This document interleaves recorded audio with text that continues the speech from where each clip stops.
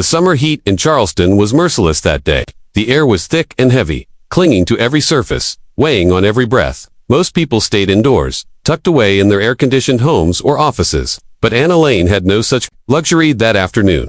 Her car had overheated on the way home from the community center where she volunteered, and now she found herself walking the final 2 miles beneath the boiling sun. Asterisk as she neared her quiet neighborhood.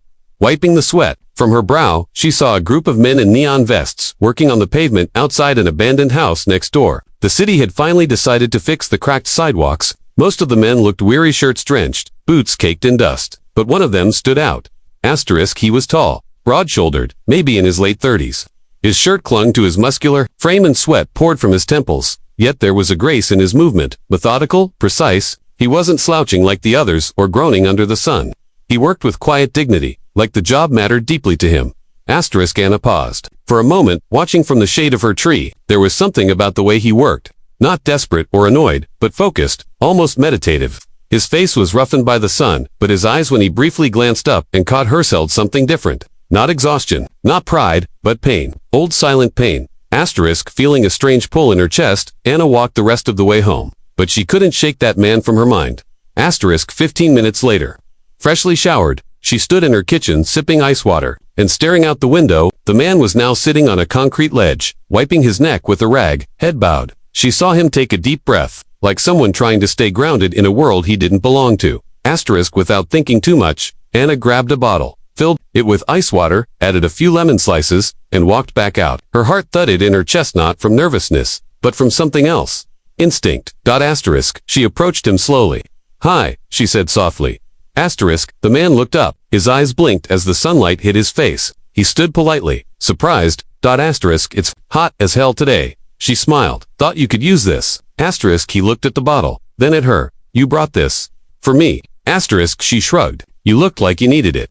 Asterisk. A slow, hesitant smile crept onto his face. "Thank you. That's very kind.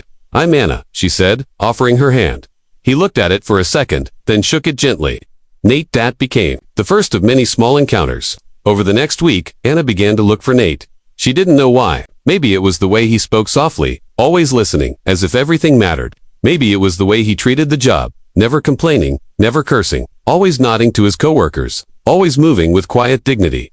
Asterisk. Sometimes they sat on her porch after the day's work and talked. He never volunteered much, but he listened like a man who hadn't heard kindness in years. Asterisk. One day, Anna brought him lemonade instead of water. "You spoil me," he joked. "You worked hard," she said, "and you don't seem like you need much." Asterisk. That day, for the first time, he looked at her a little longer. "That's the most accurate thing anyone said to me in a long time." A few days later, Nate didn't show up to work. Anna asked one of the workers, "Hey, where's Nate?" Asterisk. The man gave her a blank look. "Nate, the guy with the gray shirt." Asterisk. "Yeah." Asterisk. "Oh, he's not one of us. He just started helping last week. Said he wanted to learn. Even gave me $200 to borrow my vest." Asterisk. Anna was stunned. "You mean, he's not with your crew?" Asterisk. "Nope," the man said, chuckling. "Kind of weird, right? Nice guy though."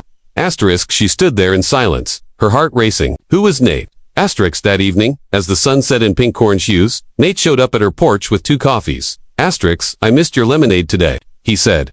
Asterisk. "You weren't working today," she replied, folding her arms. "You don't work for the crew." Asterisk. He chuckled.